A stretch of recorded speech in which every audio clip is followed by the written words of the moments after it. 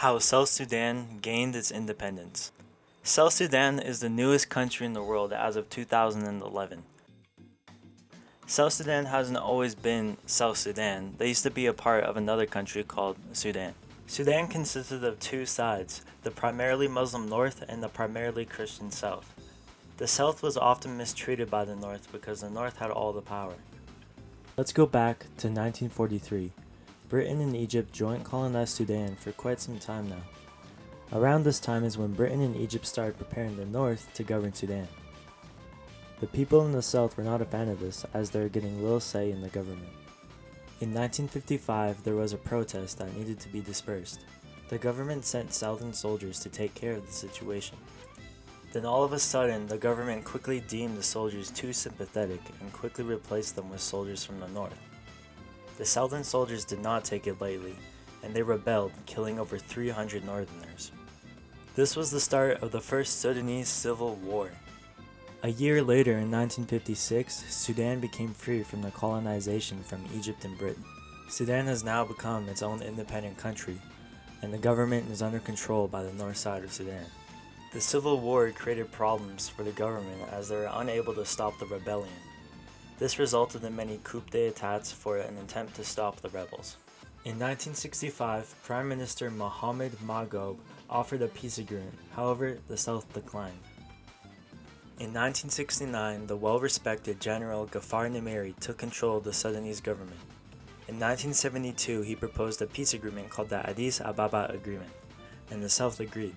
March 27, 1972 marked the end of the First Civil War, claiming over 500,000 lives and lasting over 17 years. After the Civil War, Sudan lived happily ever after.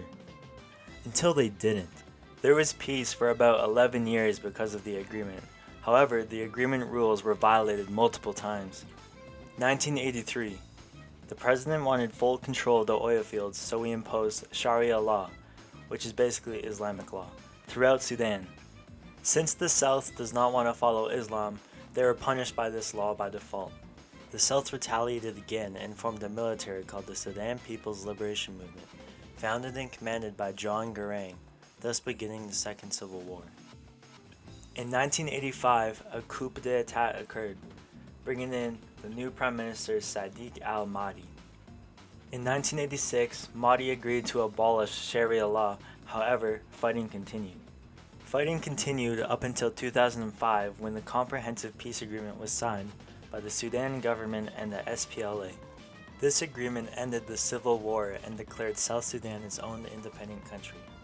South Sudan was officially declared its own country in 2011. However, since the Sudan government was run by the North for over 50 years, all the money was spent on the north side of Sudan, so South Sudan was left with virtually nothing when Sudan split. Since then, South Sudan is one of the poorest countries in the world. $1 Canadian is worth 100 South Sudanese pounds. To this day, South Sudan struggles with food shortages and civil war within the country. Countries like Canada and the US have been sending aid to South Sudan to help their crisis. The International Rescue Committee has played the biggest role in supporting South Sudan by providing food, creating jobs, and training healthcare workers. Overall, the greatest factor on why South Sudan became its own country is because they suffered too much being unified with Sudan, as they got little support from the government and were at constant civil war, which I completely agree with on why they split.